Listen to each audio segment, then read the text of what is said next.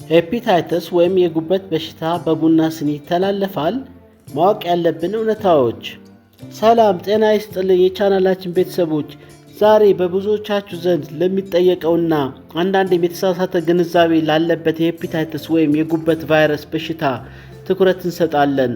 በተለይ በባህላችን በቡና በሲኒ መጠጣት የተለመደ በመሆኑ ሄፒታይተስ ቢ እና ሲ በሲኒ ይተላለፋሉ የሚለውንና ሌሎችንም የቫይረሱ አይነቶች በዝርዝር እንመለከታለን።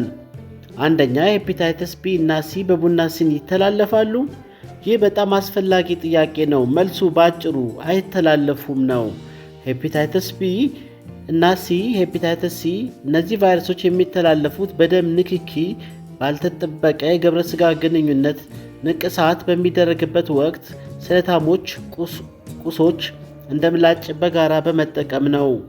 የቡና ሲኒ ንክኪ። እነዚህ ቫይረሶች በምራቅ ውስጥ በጣም በትንሽ መጠን ሊገኙ ቢችሉም በምግብ፣ በውሃ ወይም በሲኒ ንክኪ አይተላለፉም። ስለዚህ አብሮ በመብላትና በመጠጣት አይያዙም ማለት ነው። ማሳሰቢያ፣ ነገር ግን ሄፒታይተስ ኤ በንጽህና ጉድለትና በምግብ ወይም በውሃ ስለሚተላለፍ ንጽህናን ያልተጠበቀ ሲኒ ለሄፒታይተስ ኤ ሊያጋልጥ ይችላል። የሄፒታይተስ አይነቶችና ልዩነታቸው። ሄፒታይተስ የጉበት መቆጣት ሲሆን በዋናነት በ5 ኤ፣ ቢ፣ ሲ፣ ዲ፣ ኢ ይከፈላል። ዋና ዋናዎቹ እንመለከታለን። የቫይረሱ አይነት፣ የመተላለፊያው መንገድ። ሄፒታይተስ ኤ የተበከለ የምግብና ውሃ የህመም ሁኔታ፣ ድንገተኛ አጣዳፊ ነው። ክትባት አለው። ሁለተኛ፣ ሄፒታይተስ ቢ ደም፣ የሰውነት ፈሳሽ ከእናት ወደ ልጅ መተላለፍ። የህመም ሁኔታ ለረጅም ጊዜ ሊቆይ ይችላል።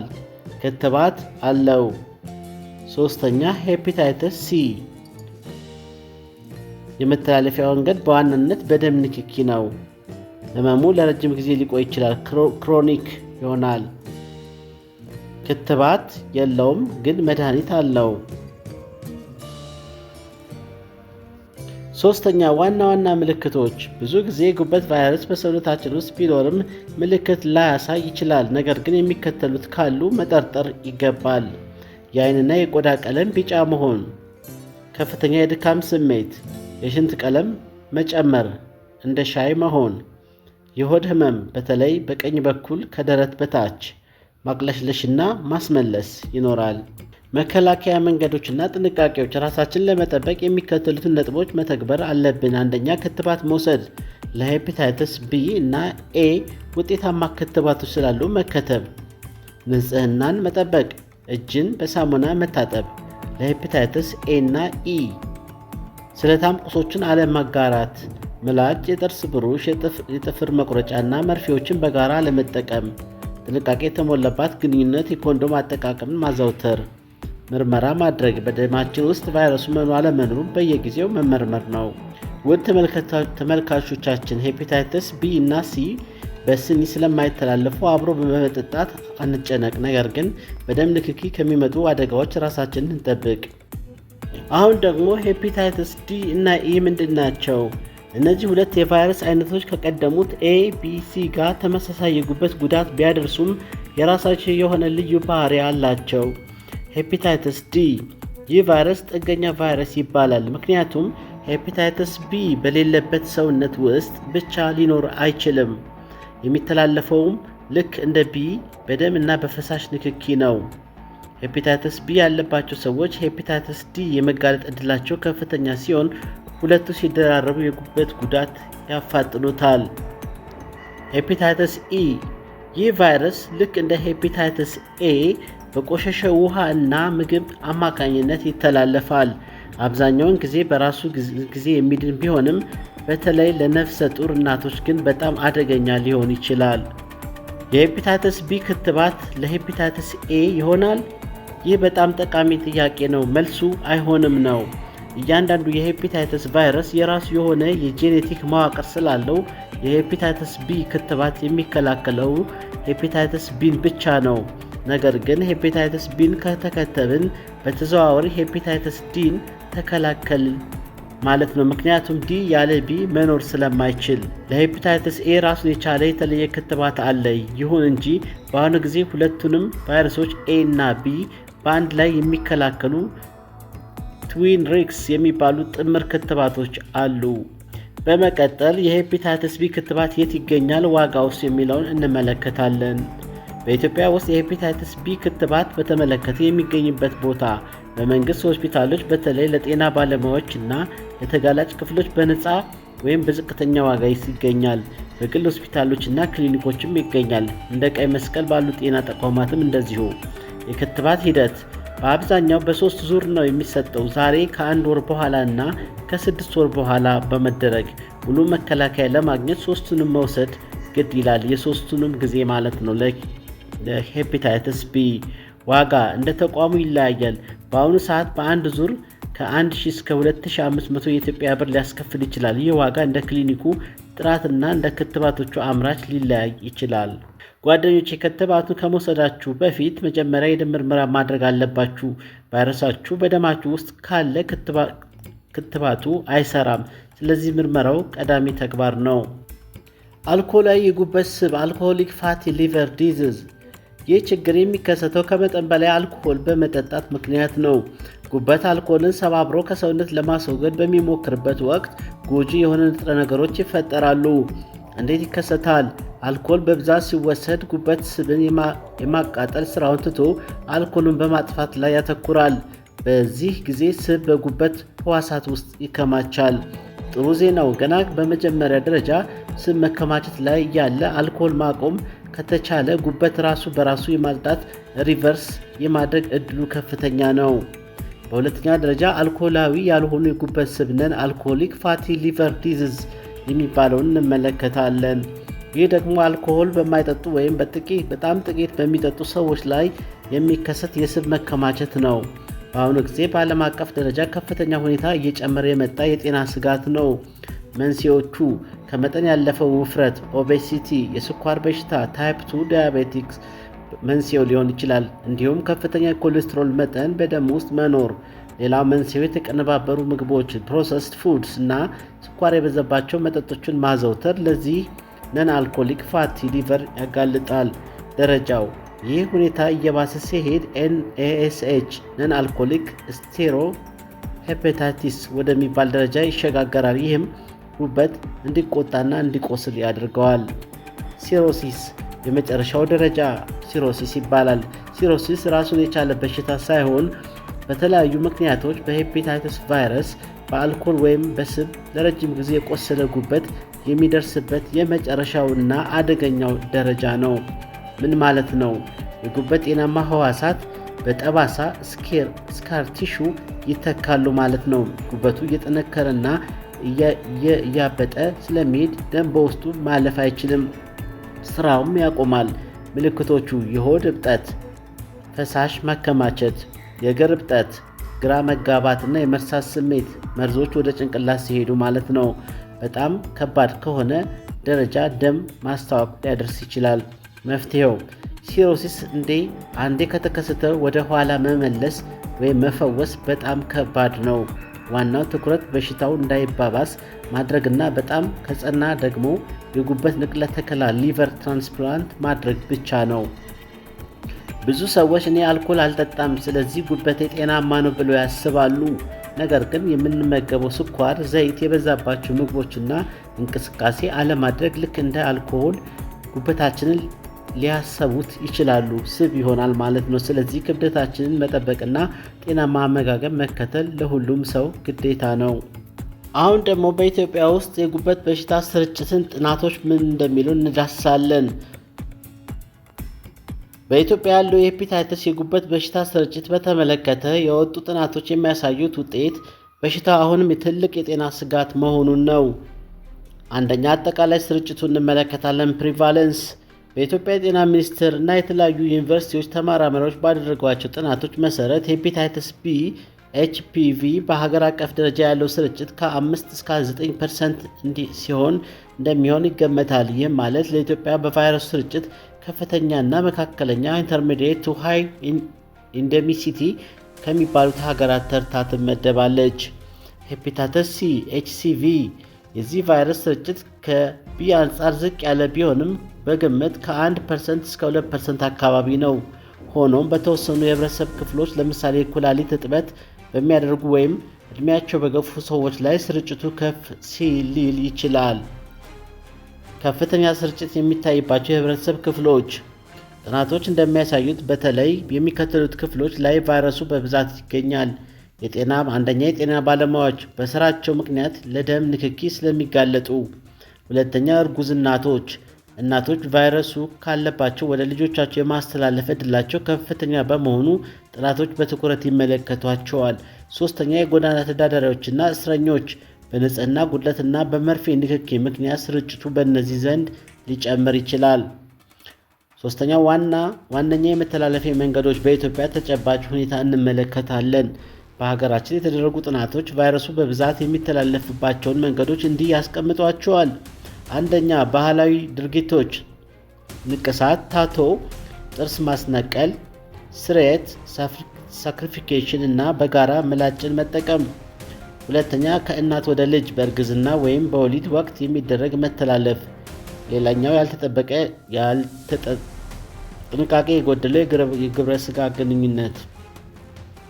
በሌላ በኩል የቅርብ ጊዜ ለውጦች የጥናቶች ውጤቶችን ስንመለከት መንግስት የሄፓታይተስ ቢ ክትባት በህፃናት መደበኛ ክትባት ኢፒአይ ውስጥ ካካተተ ወዲህ በአዲሱ ትውልድ ላይ ያለው ስርጭት መጠን በከፍተኛ ሁኔታ እየቀነሰ መምጣቱ ጥናቶች ያመለክታሉ። ይሁን እንጂ ከ20 ዓመት በላይ የሆኑና ያልተከተቡ ሰዎች አሁንም በከፍተኛ ስጋት ውስጥ ናቸው። ታውቃላችሁ፣ በኢትዮጵያ በየዓመቱ በሺዎች የሚቆጠሩ ሰዎች ጉበት ካንሰር እና በሲሮሲስ ምክንያት ህይወታቸውን ያጣሉ። ጥናቶች እንደሚያሳዩት ከ10 ሰዎች አንዱ የሄፓታይተስ ቫይረስ ተሸካሚ ሊሆን ይችላል። ነገር ግን አብዛኛው ሰው ምርመራ ስላላደረገ ቫይረሱ በደሙ ውስጥ እንዳለ አያውቅም። ለዚህ ነው ዝምተኛው ገዳይ የሚባለው። ስለ ሄፓታይተስ ኤ እና ኢ አደገኝነት ግልጽ የሆነ መረጃ እነሆ። በአጭሩ ለመመለስ ሁለቱም ቫይረሶች እንደ ሄፓታይተስ ቢ እና ሲ ለረጅም ጊዜ ስር ሰደድ ወይም ክሮኒክ በሽታ አይሆኑም። ነገር ግን በተወሰኑ ሁኔታዎች ላይ ለህይወት አስጊ ሊሆኑ ይችላሉ። አንደኛ ሄፓታይተስ ኤ ገዳይ ነው። ሄፓታይተስ ኤ በአብዛኛው ሰው ላይ ድንገተኛ ህመም አምጥቶ በራሱ ጊዜ ይድናል። ሆኖም የሚከተሉት አደጋዎች አሉት። ድንገተኛ ጉበት መክሸፍ፣ ፉልሚናንት ሊቨር ፌሊየር በጣም ጥቂት የሚባሉ ሰዎች ላይ በተለይ ዕድሜያቸው በገፉ ወይም ቀደም ሲል ሌላ የጉበት በሽታ ባላቸው ሰዎች ላይ ጉበት ድንገት ስራውን እንዲያቆም ሊያደርግ ይችላል። ይህ ሁኔታ በአስቸኳይ ሕክምና ካልተገኘ ገዳይ ሊሆን ይችላል። በሁለተኛ ለማን ይከብዳል? ዕድሜያቸው ከ50 በላይ የሆኑ ሰዎች እና ሌላ የጉበት ቫይረስ ቢ ወይም ሲ ያላቸው ሰዎች ላይ በሽታው ይበረታል። ሄፓታይተስ ኤ ጥሩ ዜና፣ አንዴ ከያዘውትና ከዳኑ በኋላ በድጋሚ አይዞትም፣ ኢሚዩኒቲ ያገኛሉ፣ እንዲሁም ውጤታማ ክትባት አለው። ሄፓታይተስ ኢ ስንመለከት ገዳይ ነው የሚለው ጥያቄ ሄፓታይተስ ኢ ከኤ ጋር በጣም ተመሳሳይ ቢሆንም ለአንድ ህብረተሰብ ክፍል ግን በጣም ገዳይ ነው። ለአንዳንድ ህብረተሰብ ለነፍሰ ጡር እናቶች ሄፓታይተስ ኢ በነፍሰ ጡር እናቶች ላይ በተለይ በሶስተኛው ትሪሚስተር ወይም የመጨረሻዎቹ 3 ወራት ላይ በጣም ጨካኝ ነው። ከ20 እስከ 25% የሚሆኑ እናቶች ለሞት ሊዳረጉ ይችላሉ። ይህ ትልቁ ቁጥር ነው። ለሌላ ሰውስ?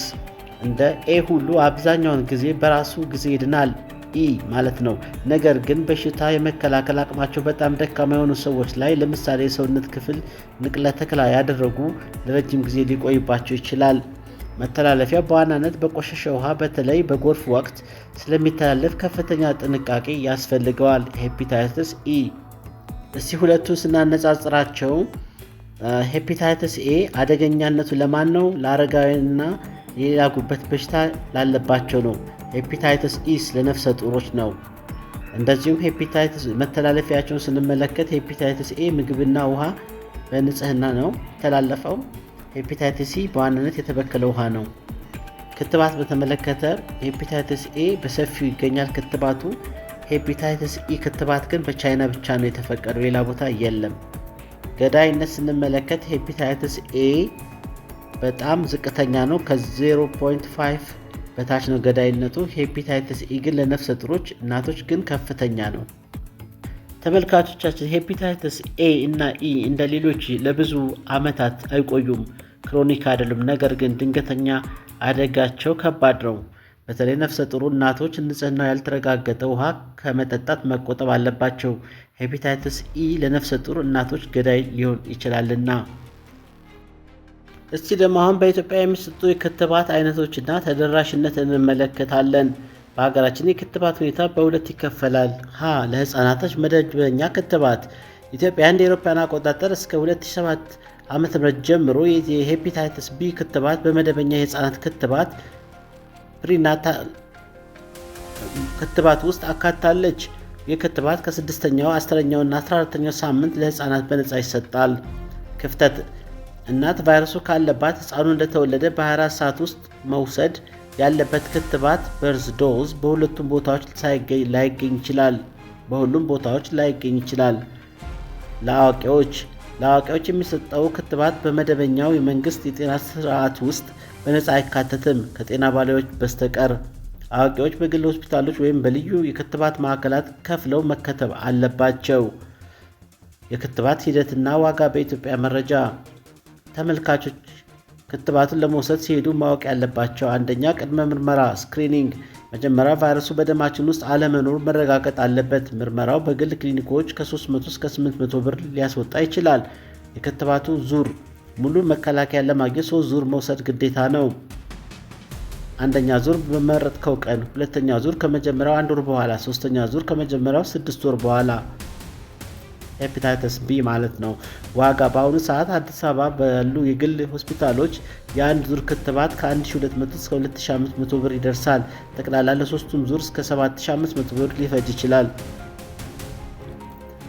መንግስት ሄፓታይተስ ቢ ክትባት ለአዋቂዎች በነፃ ወይም በቅናሽ እንዲያቀርብ፣ እንዲሁም እናቶች ሲወልዱ ህፃናት ወዲያው ክትባት እንዲያገኙ በርዝ ዶዝ ትኩረት ሊሰጠው ይገባል። እኛም ከዚህ ጋር ተመርምረን መከተብ ራሳችንና ቤተሰባችንን ከጉበት ካንሰር እንጠብቅ። ጥናቶች እንደሚያሳዩት ችግሩ ሰፊ ቢሆንም አስቀድሞ በመመርመርና በመከተብ ራስን መጠበቅ ይቻላል። በተለይ ወጣቶችና ጥንዶች ከመጋባታቸው በፊት ለሄፓታይተስ ምርመራ ቢያደርጉ ይመከራል። ለጉበት ጤና የሚረዱ 7 ምግቦች። ጉበት ሰውነታችንን ከመርዝ የሚያጸዳ ላቦራቶሪ ስለሆነ የሚከተሉት ምግቦች ስራውን ያቀሉለታል። አንደኛ፣ ቡና። ጥናቶች እንደሚያሳዩት ያለ ስኳር የሚጠጣ ጥቁር ቡና ጉበት ላይ የሚፈጠሩ ጠባሳዎችን ወይም ሲሮሲስ የመከላከል አቅም አለው። ሁለተኛ፣ አረንጓዴ ቅጠላቅጠል ግሪንስ እንደ ሰላጣ፣ ጎመን እና ቆስጣ ያሉ ምግቦች በውስጣቸው ባለው ክሎሮፊል አማካኝነት ጉበት መርዞችን እንዲያጣራ ይረዱታል። ሶስተኛ፣ ነጭ ሽንኩርት ጋርሊክ በውስጡ አሊሲን የተባለ ንጥረ ነገር ስላለው ጉበት ከመርዝ የመከላከልና የማጽዳት ከፍተኛ አቅም አለው። አራተኛ፣ ለውዝና ጥራጥሬዎች ነትስ በውስጣቸው ቫይታሚን ኢ ስላላቸው ለጉበት ጤና በጣም ተስማሚ ናቸው። አምስተኛ፣ ሎሚና ብርቱካን ሲትረስ ፍሩትስ በቫይታሚን ሲ የበለጸጉ በመሆናቸው ጉበት መርዞቹን የሚያስወግዱ ኢንዛይሞችን እንዲያመርት ያነቃቁታል። ስድስተኛ፣ እንቁላል በውስጡ ኮሊን የተባለ ንጥረ ነገር ስላለው በጉበት ውስጥ ስብ እንዳይጠራቀም ይረዳል። ሰባተኛ፣ ውሃ። ከምንም በላይ በቂ ውሃ መጠጣት ጉበት ስራውን በትክክል እንዲያከናውን መሰረታዊ ፍላጎቱ ነው። ጤናችሁ በእጃችሁ ነው። ምርመራ አድርጉ፣ ተከተቡ። በመቀጠል የጉበት ጤና 5 የቤት ውስጥ መፍትሄዎችን እንመለከታለን። እነዚህ ነጥቦች ጉበት ራሱን እንዲያጸዳ፣ ዲቶክስ እንዲያደርግ፣ የተከማቸ ስብን እንዲቀንስ ይረዳሉ። አንደኛ፣ የሎሚ ውሃ ነው። ሌመን ዋተር። ሎሚ በቫይታሚንስ የበለጸገ በመሆኑ ጉበት ግሉታቲዮን የተባለ መርዘኛ ነገሮች የሚያጠፉ ኢንዛይም እንዲያመርት ይረዳዋል። አጠቃቀም፣ በየቀኑ ጠዋት በባዶ ሆድ ግማሽ ሎሚ በአንድ ብርጭቆ ለብ ባለ ውሃ ውስጥ ጨምቆ መጠጣት፣ ስኳር እንዳይጨምሩበት። ሁለተኛ፣ ተልባ ነው። ፍላክስ ሲድስ። ተልባ በውስጡ ኦሜጋ 3 ፋቲ አሲድስ እና ፋይበር ስላለው በጉበት ውስጥ ያለውን መጥፎ ስብ ለመቀነስ ይረዳል። አጠቃቀም፣ ተልባውን ፈጭቶ በውሃ በጭማቂ ወይም በሰላጣ ላይ በመነስነስ በቀን 1 የሾርባ ማንኪያ መጠቀም። ሶስተኛው፣ እርድ ነው። ቱርመሪክ። እርድ በውስጡ ከርኩሚን የተባለ ንጥረ ነገር አለው። ይህ ንጥረ ነገር ጉበት እንዳይቆጣ ወይም ኢንፍላሜሽን ይከላከላል። እንዲሁም የጉበት ሕዋሳት እንዳይጎዱ ይጠብቃል። አጠቃቀም በምግብ ውስጥ መጨመር ወይም በወተት ወይም በውሃ አፍልቶ መጠጣት። እርድን። አራተኛ አረንጓዴ ሻይ ግሪን ቲ ነው። በውስጡ ኬትቺን የተባሉ አንቲኦክሲዳንቶች ስላሉት በጉበት ውስጥ የተከማቸውን ስብ ለማቃጠልና የጉበት ስራን ለማቀላጠፍ ይረዳል። አጠቃቀም በቀን ከ1 እስከ 2 ሲኒ መጠጣት፣ ያለ ስኳር ቢሆን ይመረጣል። አረንጓዴ ሻይ። ሌላኛው ፖም አፕል ሳይደር ቬኒጋር ነው። አፕል ሳይደር ቬኒጋር ይህ ኮምጣጤ በጉበት አካባቢ የተከማችን ስብ ለማሟሟትና ክብደትን ለመቀነስ ይረዳል። አጠቃቀም 1 የሻይ ማንኪያ ኮምጣጤ በአንድ ትልቅ ብርጭቆ ውሃ ውስጥ በጥብጦ ከምግብ በፊት መጠጣት። ጥሬውን መጠጣት ጥርስንና ጉሮሮን ሊጎዳ ስለሚችል በጥንቃቄ በውሃ መቅጠን አለበት። በስተመጨረሻም ጠቃሚ የኑሮ ዘይቤዎች ምክሮች፣ ላይፍ ስታይል ቲፕስ። ስኳርን ይቀንሱ። በተለይ የታሸጉ ለስላሳ መጠጦች ለጉበት ስብ ቁጥር 1 ጠላት ናቸው። ሁለተኛ እንቅስቃሴ፣ በቀን ለ30 ደቂቃ በእግር መጓዝ ጉበት ስብን እንዲያቃጥል ትልቅ እርዳታ ያደርጋል። ሶስተኛ መድኃኒቶችን በጥንቃቄ ያለ ሐኪም ትዕዛዝ የሚወሰዱ የህመም ማስታገሻዎች እንደ ፓራሲታሞል ያሉ በብዛት ሲወሰዱ ጉበትን ሊጎዱ ይችላሉ። ውድ ተመልካቾች ጉበት አንዴ ከተጎዳ ለመመለስ ከባድ ሊሆን ይችላል። ስለዚህ ዛሬ ባየናቸው ቀላል የቤት ውስጥ መፍትሄዎች ጤናችሁን ጠብቁ። ጥያቄ ካላችሁ ኮሜንት ላይ ጻፉልኝ። ለዛሬ የነበረን መረጃ ይህ ነው። በሚቀጥለው ቪዲዮ እስክንገናኝ ቸር ሰንብቱ።